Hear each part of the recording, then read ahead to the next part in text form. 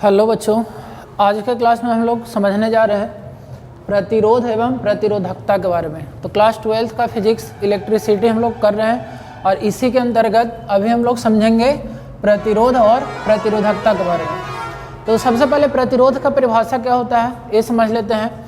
तो प्रतिरोध, विद्युत प्रतिरोध किसी पदार्थ का वह गुण है जिसके कारण पदार्थ अपने अंदर होने वाले धारा के प्रवाह का विरोध करता है। ठीक है, तो प्रतिरोध क्या है? किसी पदार्थ का गुण है जिसके कारण वो जो उसके अंदर करंट फ्लो करता है उसका वो अपोज करता है। इसे R द्वारा सूचित करते हैं और R इक्वल टू फॉर्मूला होता है रो इंटू एल बाई ए। यहाँ पे रो क्या है? प्रतिरोधकता है, एल तार का लंबाई है और ए जो है उसका अनुप्रस्थ काट क्षेत्रफल है। ठीक है, जैसे मान लिया जाए कि यहाँ पे ऐसे एक तार है तो इसका लंबाई यहाँ पे एल अगर है और ए इसका अनुप्रस्थ काट क्षेत्रफल है। ठीक है, ए वाला एरिया है। तो R equal to rho into L by A. Formula कहाँ से आया इसको भी हम लोग समझते हैं। ठीक है, प्रतिरोध का एसआई मात्रक आपको याद रखना है ओम। अच्छा, ओम के नियम से एक चीज़ और याद रखिएगा, R बराबर वी बाई आई। ठीक है, तो V बराबर आई आर होता है तो R को हम V बाई आई भी लिख सकते हैं। और यहाँ से हम लोग प्रतिरोध का एसआई मात्रक ओम तो है ही, साथ ही साथ वोल्ट पर एम्पियर इसको भी याद रख सकते हैं। वोल्ट पर एम्पियर भी किसका मात्रक है? तो प्रतिरोध का एसआई मात्रक। तो यहाँ से इसका विमीय सूत्र आप पोटेंशियल का विमीय सूत्र डिवाइडेड बाय करंट दोनों को डिवाइड कर दीजिएगा तो यहाँ से इसका विमीय सूत्र निकल जाएगा ml² t-3 a-2। ठीक है, तो इतना समझ में आ गया। अब ये फॉर्मूला कहाँ से आया है? R equal to rho into L by A. इसको समझने का कोशिश करते हैं। देखो, हम लोग पढ़ चुके हैं ओम्स लॉ का प्रूफ। ठीक है, और अगर आप प्रूफ नहीं देखे हो तो आप प्रीवियस वीडियो में जाके आप देख सकते हो कि ओम के नियम का सत्यापन या ओम का नियम का प्रूफ कैसे करते हैं। देखो, ओम का नियम क्या है कि V बाई आई बराबर कॉन्स्टेंट आया था और ये कॉन्स्टेंट को ही बोलते हैं रेजिस्टेंस। और ये जो कॉन्स्टेंट है इसका क्या एक्सप्रेशन था? तो ये था m n e square tau L by A. इसी को प्रतिरोध बोल रहे हैं। ठीक है, ये जो कांस्टेंट आया है V by I equal to Ohm के नियम के सत्यापन के समय इसको हम बोलेंगे प्रतिरोध। तो देखो, इसको हम प्रतिरोध तो R इक्वल टू इसको लिख दिए और ये जो क्वांटिटी है m divided by n e square tau इसको हम बोलते हैं प्रतिरोधकता। तो R बराबर हो जाएगा रो इंटू एल बाई ए। यहाँ पे रो क्या है? प्रतिरोधकता क्या है? तो m by n e square tau को ही बोलते हैं प्रतिरोधकता। ठीक है, तो सबसे पहले इसमें और थोड़ा सा समझ लेते हैं। तो ये तो फॉर्मूला समझ में आ गया होगा कि R equal to rho into L by A क्या होता है। ठीक है, तो प्रतिरोध क्या क्या चीज़ पे निर्भर करता है ये आप समझ लो कि प्रतिरोध क्या क्या चीज़ पे डिपेंड करेगा। तो प्रतिरोध जो होगा पदार्थ की प्रकृति यानी कि रो पे डिपेंड करेगा अलग अलग पदार्थ के लिए। ठीक है, जैसे मान लो कि कॉपर है तो इसका रो का वैल्यू अलग होगा, अगर सिल्वर चांदी हो गया तो उसका रो का वैल्यू अलग होगा। तो पहला तो ये है कि पदार्थ के गुण पे डिपेंड करेगा, पदार्थ पे डिपेंड करेगा, इसका नेचर पे डिपेंड करेगा। तो रो पे डिपेंड करेगा, साथ ही साथ लंबाई पे डिपेंड करेगा और उसका अनुप्रस्थ काट क्षेत्रफल पे डिपेंड करेगा। ठीक है, तो पदार्थ का प्रतिरोध किस पे निर्भर करता है? तो पदार्थ के गुण पर या पदार्थ के प्रकृति पर। ठीक है, R जो है वो किस पे निर्भर करता है? इसका लंबाई पर और साथ ही अनुप्रस्थ काट क्षेत्रफल पे और साथ ही टेम्परेचर पे भी डिपेंड करेगा, ताप पे डिपेंड करेगा। क्यों ताप पे क्यों डिपेंड करेगा? क्योंकि आपको देखो पहले की क्लास में हम बता चुके हैं कि जो रिलैक्सेशन टाइम है, जो विश्रांति काल है, ताप जैसे जैसे बढ़ाओगे विश्रांति काल घट जाता है। ठीक है, तो टेम्परेचर बढ़ाने से ये जो विश्रांति काल है, अब विश्रांति का काल क्या होता है अगर ये सब डिटेल आपको नहीं पता है तो हम इलेक्ट्रिक करंट को शुरू से आपको देखना पड़ेगा। इलेक्ट्रिक करंट जो चैप्टर शुरू से बताएगा उसमें एक एक चीज़ के बारे में एक्सप्लेन किया गया है। तो यहाँ पे टाउ जो है ना टेम्परेचर पे डिपेंड करता है। तो R जो है पदार्थ की प्रकृति, लंबाई, अनुप्रस्थ तथा ताप पे भी डिपेंड करेगा। ताप पे कैसे निर्भर करता है इसके बारे में भी अलग फॉर्मूला है, अलग हम लोग डिटेल इसके बारे में समझेंगे। लेकिन अभी थोड़ा सा हम लोग समझ लेते हैं। देखो, रेसिस्टेंस के बारे में एक चीज़ और कि ओम के नियम से जब हम लोग V और I के बीच में ग्राफ बनाते हैं, ठीक है, V और I के बीच में अगर ग्राफ बनाते हैं तो स्ट्रेट लाइन बनते हैं, क्योंकि V is directly proportional to I होता है, या V इक्वल टू IR। तो यहाँ से आप देख सकते हो कि R equal to V by A है। इसका अगर स्लोप निकाल लोगे आप, ढाल, मान लो कि ये थीटा बना रहा है, ये जो ग्राफ लाइन बना है ये अगर इस एक्सिस के साथ थीटा बना रहा है, तो इसका जो स्लोप होगा, यानी कि जो tan थीटा, या इसको हिंदी में क्या बोलते हैं, ढाल, तो ये जो ढाल है वो रेजिस्टेंस देगा, ठीक है, प्रतिरोध देगा। क्यों? क्योंकि अगर कोई भी पॉइंट पे आप चेक करोगे तो tan क्या होता है, तो tan का फॉर्मूला होता है लंब बटा आधार, ठीक है। तो लंब बटा आधार अगर हम इसमें निकालने का कोशिश करें, देखो tan थीटा अगर हम निकालने का कोशिश करें इस पॉइंट पे, तो A है पोटेंशियल डिफरेंस V, और डिवाइडेड बाई यहाँ से यहाँ A क्या है, I, तो V बाई I, और V बाई I ही क्या होता है, R। तो अब ये पॉइंट भी याद रखना कि V और I के बीच में जो ग्राफ बनता है उसका जो स्लोप है, उसका जो ढाल है वो क्या देगा, रेजिस्टेंस देगा, ठीक है। जिसका स्लोप ज़्यादा होगा उसका रेजिस्टेंस ज़्यादा होगा, प्रतिरोध ज़्यादा होगा, अगर स्लोप कम होगा तो प्रतिरोध कम होगा, ठीक है। तो इतना पॉइंट आपको प्रतिरोध के बारे में डिटेल याद रखना है। इसके बाद हम लोग समझेंगे कि इस फॉर्मूला का न्यूमेरिकल बनाने में कैसे यूज करते हैं, ठीक है।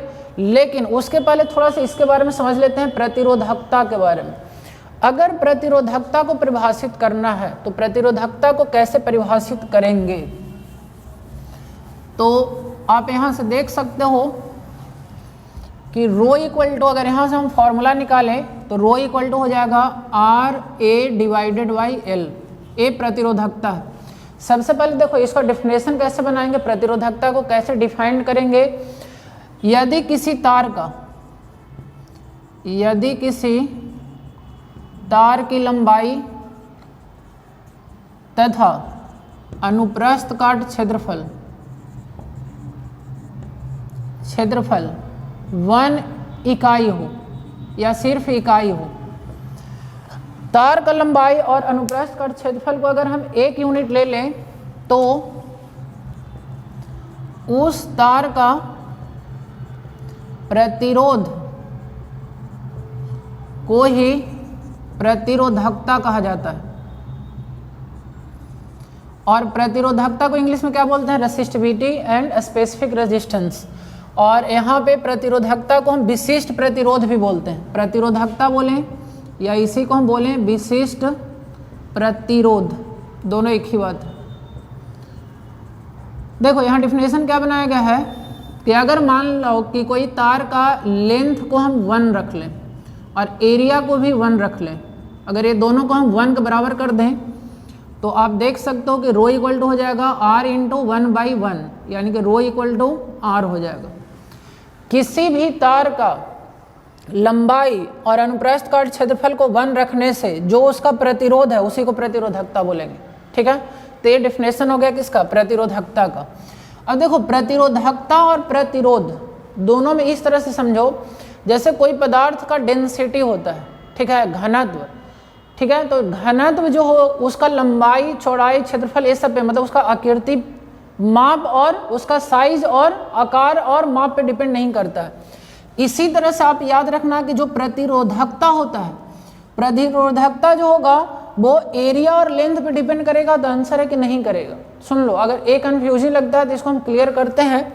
यहाँ अगर दिख रहा होगा कि रोज directly proportional to A and inversely proportional to L है, ठीक है, लेकिन ये दिमाग में नहीं रखना है। प्रतिरोधकता पदार्थ के प्रकृति पे निर्भर करेगा एवं उसका टेम्परेचर पे डिपेंड करेगा, उसका आकार एवं माप पे निर्भर नहीं करेगा। ये पॉइंट को हमको दिमाग में एकदम बैठा लेना है। क्यों, इसका हम रीजन बताते हैं। देखिए यहाँ देखने में ये लग रहा है कि रो जो है वो डायरेक्टली प्रोपोर्शनल टू ए है या रो जो है directly inversely proportional to L है, लेकिन हम ये पॉइंट याद नहीं रखेंगे। क्यों याद नहीं रखेंगे, जो आपको बताते हैं। जैसे मान लिया जाए कि आप तार का लंबाई बदल दोगे, जैसे मान लो कि इतना लंबा तार लिए L और एक तार इससे दुगना लंबा है, ठीक है, 2L है, दोनों मान लो कि सेम मटेरियल का मान लो कि बना हो, लेकिन एक तार का लंबाई L है और एक तार का लंबाई 2L है। इस केस में अगर तुम सोचोगे, मान लो कि इसका प्रतिरोध है 4 ओम, ठीक है, और मान लो कि इसका एरिया ले लेते हैं 1। तो इसमें अगर रो का वैल्यू अगर हम निकालें तो rho equal to are into यानी 4 इंटू एल डिवाइडेड बाई कितना 1, यानी कि 4 इंटू एल, और मान लो कि एल 1 है और यहाँ ए 2 है, तो 4 इंटू 1 यानी कि प्रतिरोधकता 4 हो जाएगा। और इसका प्रतिरोधकता अगर यूनिट देखोगे तो ओम मीटर होगा। कैसे? इसका मात्रक ओम मीटर क्यों होगा? ओम इसका होगा मीटर स्क्वायर और बटा एम, तो ओम मीटर होगा। इसका यूनिट याद रखिएगा ओम मीटर। तो मान लो कि ये 4 ओम मीटर आया। तार का लंबाई अगर हम बढ़ा दिए तो देखो होगा क्या कि तार का लंबाई जैसे ही बढ़ा दोगे आप उसका प्रतिरोध भी बढ़ जाएगा। मतलब प्रतिरोध जो पहले 4 ओम था मान लो कि अब 8 ओम हो जाएगा। तार का लंबाई अब 12 तुम कर दिया, मैंने पहले का दुगना, यानी कि मान लो कि 2 यूनिट कर दिया और एरिया है 1। ठीक है, अब जरा इसका प्रतिरोधकता निकालोगे तो ये होगा R into A by L. तो R यहाँ पे अब 8 हो चुका है, एरिया 1 ही है, और एल मान लो कि ए है कितना 2, तो 2 चौका 8, 4 ओम मीटर। तार का लंबाई अगर L था तो भी प्रतिरोधकता 4 था, तार का लंबाई अगर 2L है तो भी प्रतिरोधकता कितना है 4 है, 4 ओम मीटर है। ये दिमाग में रखना कि लंबाई बढ़ाने या घटाने से प्रतिरोध घटेगा बढ़ेगा, ठीक है, और ये एक दूसरे को बैलेंस करेगा। अगर ये बढ़ेगा तो ये भी बढ़ गया, एक दूसरे को बैलेंस कर दिया। प्रतिरोधकता पे कोई फर्क नहीं पड़ेगा, प्रतिरोधकता सिर्फ और सिर्फ टेम्परेचर पे डिपेंड करेगा।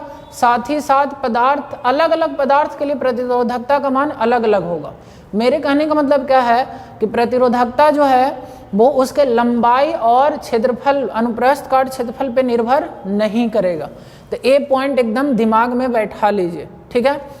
इसका यूनिट आप याद रखना ओम मीटर, और इसका अगर बीमीय सूत्र की बात करें या बीमा की बात करें तो इसका बीमा आप यहाँ से निकाल सकते हो। प्रतिरोध का बीमा पता है। अब देखो इसका यूनिट हो गया ओम मीटर। ओम के लिए आप ए वाला बीमा यूज कर लो, ml स्क्वायर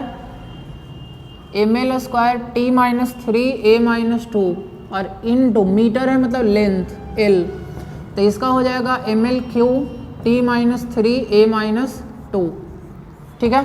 तो ये प्रतिरोधकता या विशिष्ट प्रतिरोध के बारे में हो गया, और ये प्रतिरोध के बारे में। अब देखो एक पॉइंट और, कभी कभी क्वेश्चन आता है कि तार का लंबाई को अगर दुगना कर दे, ठीक है, खींच कर बाय स्ट्रेचिंग, ठीक है, अगर खींच कर दुगना कर देंगे तो उसमें क्या कंसेप्ट होगा। तो उसमें भी थोड़ा सा हम इसको समझने का कोशिश करते हैं कि किस टाइप से न्यूमेरिकल क्वेश्चन बन सकता है और इसके पीछे क्या बेसिक लॉजिक और बेसिक कंसेप्ट है, ठीक है। तो नेक्स्ट पार्ट में हम लोग समझने का कोशिश करेंगे कि मान लो कि ऐसा है, ऐसे आपको बोले कि मान लो कि एक वायर है, ठीक है, और इसको खींच कर, ठीक है, दूसरा वायर हम नहीं ले रहे हैं या इस वायर का दूसरा टुकड़ा नहीं ले रहे हैं, इसी को खींच कर,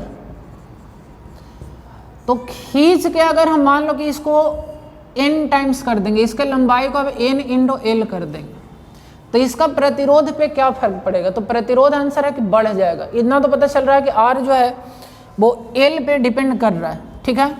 लेकिन देखो तार को अगर हम खींच रहे हैं तो इसमें क्या क्या चेंज होगा। तो पहला तो यह है कि इसका लंबाई बढ़ जाएगा, तार को अगर हम खींच रहे हैं तो उसका लंबाई बढ़ेगा।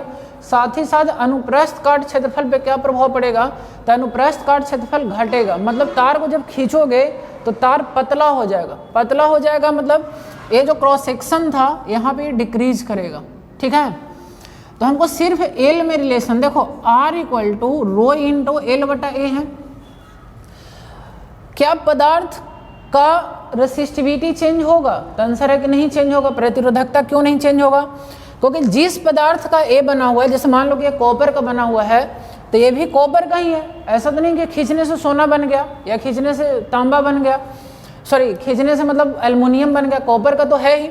तो ये कॉपर का है तो कॉपर का ही रहेगा, मतलब तांबा है तो तांबा ही रहेगा। अब आप समझिए कि रो का वैल्यू चेंज नहीं किया, एरिया चेंज किया, हाँ किया। ये तार पतला हो गया तो अनुप्रस्थ काट क्षेत्रफल चेंज कर गया। तार का लंबाई चेंज किया तो आंसर है कि हाँ ये भी कर रहा है। अब n टाइम्स इसको बढ़ा दे रहे हैं, मान लो कि दुगुना कर देंगे, मान लो कि 3 गुना कर दें, इस टाइप से, ठीक है। तो यहाँ पे एक चीज और चेंज नहीं होगा, इसका आयतन नहीं बदलेगा। देखो एक तो रो नहीं बदलेगा, दूसरा इसका आयतन नहीं बदलेगा। आयतन मतलब वॉल्यूम, वॉल्यूम और रो चेंज नहीं होगा। तार को खींचने से ये दोनों चेंज नहीं होगा। तो हम चाहते हैं कि आर हमारा एल पर कैसे निर्भर करता है। अभी ये जो ए भी चेंज कर रहा है और ए भी चेंज कर रहा है, तो देखो इसमें थोड़ा सा मॉडिफिकेशन करते हैं। रो इंटू एल बाई ए को हम ऐसे लिख देते हैं, एल बाई एल। इससे क्या हो जाएगा कि R equal to rho into L square by area into length होता है वॉल्यूम। इसका क्षेत्रफल में अगर लंबाई से गुना कर दें तो आयतन हो जाएगा। अब इसको अगर जरा देखो तो ये दोनों बदलेगा नहीं। तार को खींचने से रेसिस्टिविटी मतलब प्रतिरोधकता और आयतन में चेंज नहीं होगा।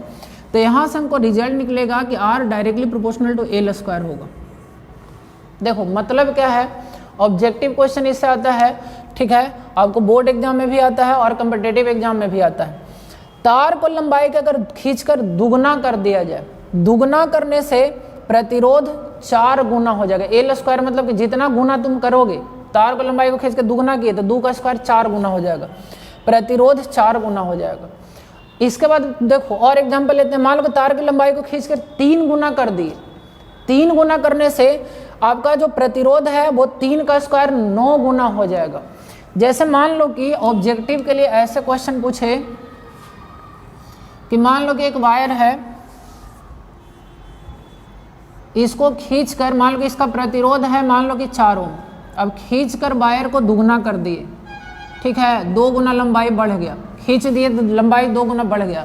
नया प्रतिरोध क्या होगा, तो नया प्रतिरोध हो जाएगा 4 गुना 2 का स्क्वायर, 2 का स्क्वायर माने 4 गुना 4 16 ओम हो जाएगा। नया प्रतिरोध आंसर आएगा 16 ओम इसका, मतलब इससे 4 गुना बढ़ा। अगर यहाँ कहता कि 3 गुना कर दिया गया तो प्रतिरोध अगर 9 गुना बढ़ाता, माने 9 चौका 36 ओम आंसर होगा। तो एक कंसेप्ट है, ठीक है। तो आप याद रखना कि अगर यहाँ पे देखो नोट करके एक पॉइंट लिख दे रहे हैं,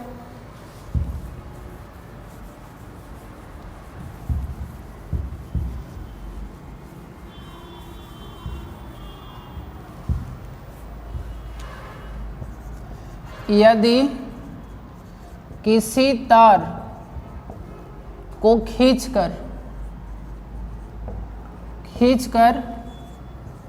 n गुना किया जाए तो उसका प्रतिरोध n स्क्वायर गुना बढ़ जाता है। एकदम पॉइंट इंपॉर्टेंट है, ठीक है, ऑब्जेक्टिव के लिए, और इस पॉइंट को आप लोग याद रखिएगा, ठीक है।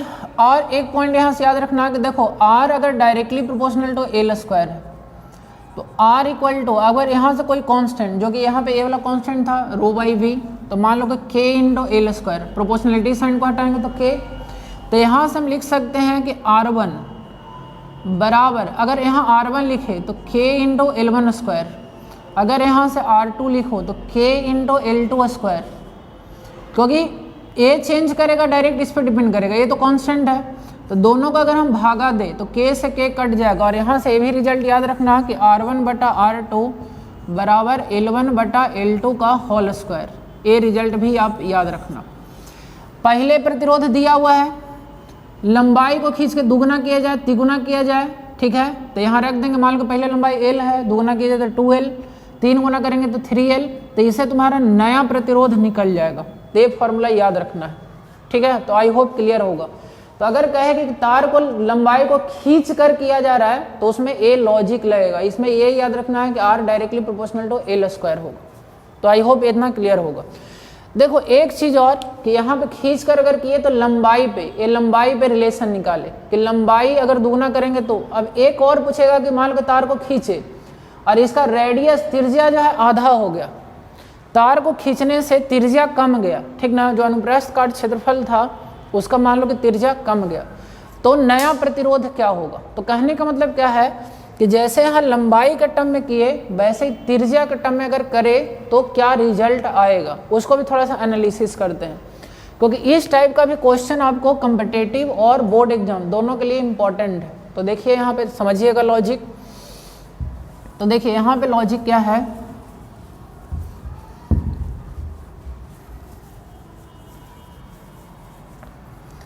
कि मान लो कि तार को खींचे, ठीक है, और ये तार पतला ऐसे हो गया, लंबाई बढ़ गया, लेकिन इस बार मान लो कि ये त्रिज्या r था और यहाँ त्रिज्या घट के r/n हो गया। हम भागा क्यों दे रहे हैं, क्योंकि त्रिज्या हमेशा घटेगा। अगर तार को खींचोगे तो त्रिज्या हमेशा घटेगा। तो मान लो कि इसका त्रिज्या यहाँ पे r था इस अनुप्रस्थ काट क्षेत्रफल का, ठीक है, क्योंकि सर्कुलर है तो त्रिज्या की बात करेंगे, और यहाँ मान लो r/n हो गया। तो त्रिज्या में क्या रिलेशन निकलेगा, इसका प्रतिरोध r है तो इसका नया प्रतिरोध कितना हो जाएगा। मान लो कि ऐसा हम लोग को कैलकुलेट करना है। तो इस केस में हम लोग क्या करेंगे, यहाँ पे समझिएगा लॉजिक। देखो फॉर्मूला है r = ρ × L/A। इस बार हमको लंबाई में नहीं, हमको त्रिज्या में निकालना है। तो हम क्या करेंगे, इसमें हम ऊपर नीचे गुना करेंगे a से। तो यहाँ से क्या हो जाएगा, r = ρ × लंबाई गुना क्षेत्रफल हो जाएगा वॉल्यूम डिवाइडेड बाई a²। और यहाँ से तुम देख सकते हो कि r = ρ और v तो कांस्टेंट है, तो ये कांस्टेंट मान लिए, ये दोनों कांस्टेंट है, और a को हम लिख सकते हैं πr² का होल स्क्वायर, ठीक है। अच्छा यहाँ पे अभी हम कांस्टेंट नहीं लेते हैं, एक कांस्टेंट और यहाँ आने वाला, सबको साथ में लिख लेंगे। तो ρ × v और π² हो जाएगा, एरिया की जगह देखो लिख लिया πr² का होल स्क्वायर। तो यहाँ हो जाएगा π² r⁴। अब देखो ये सारा क्वांटिटी कांस्टेंट है, तो यहाँ से कंक्लूजन निकलेगा जो कि प्रतिरोध होगा वो इनवर्सली प्रोपोर्शनल होगा। ये सब कांस्टेंट हो गया 1/r⁴, ठीक है।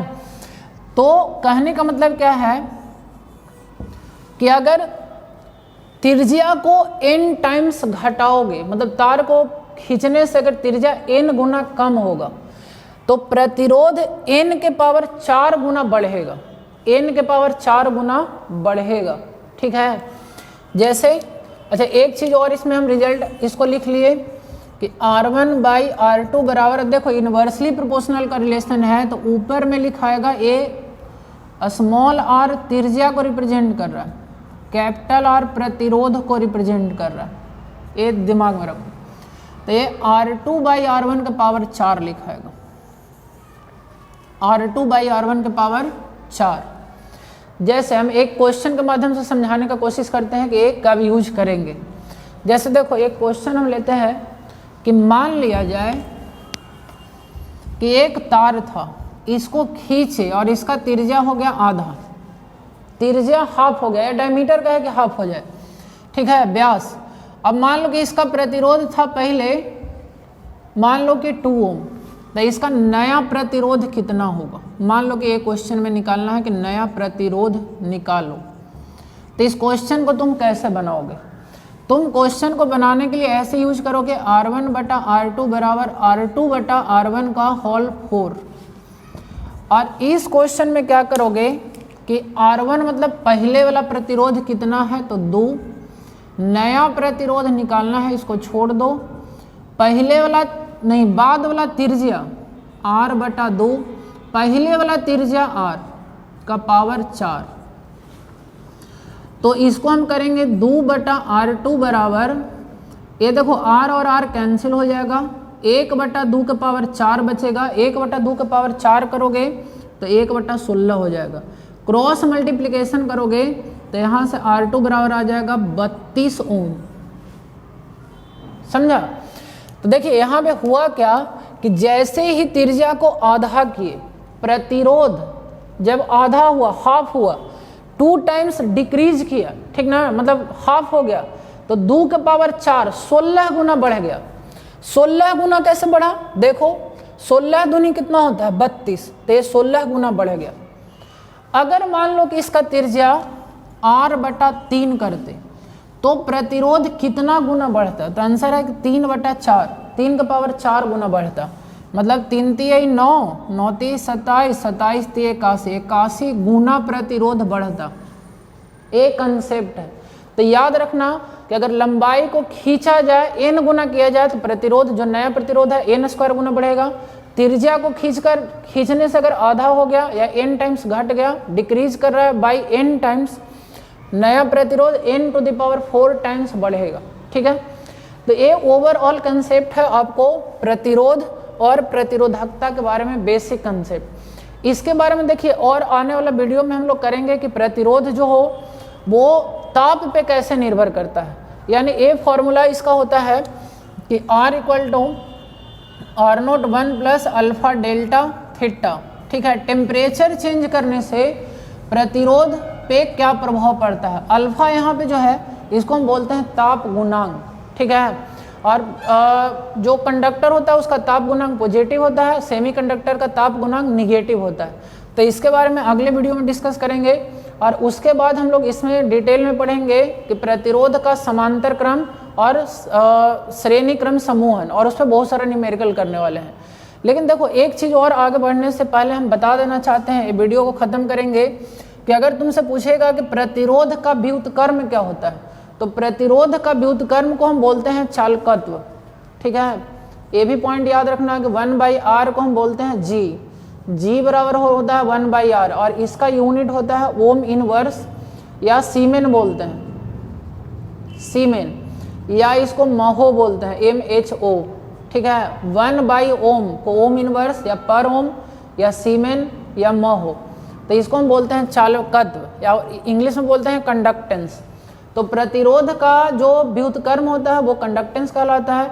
इसी तरह से याद रखना कि जो रेसिस्टिविटी होता है उसका जो व्युत्क्रम होगा, रेसिस्टिविटी का व्युत्क्रम को हम बोलते हैं स्पेसिफिक,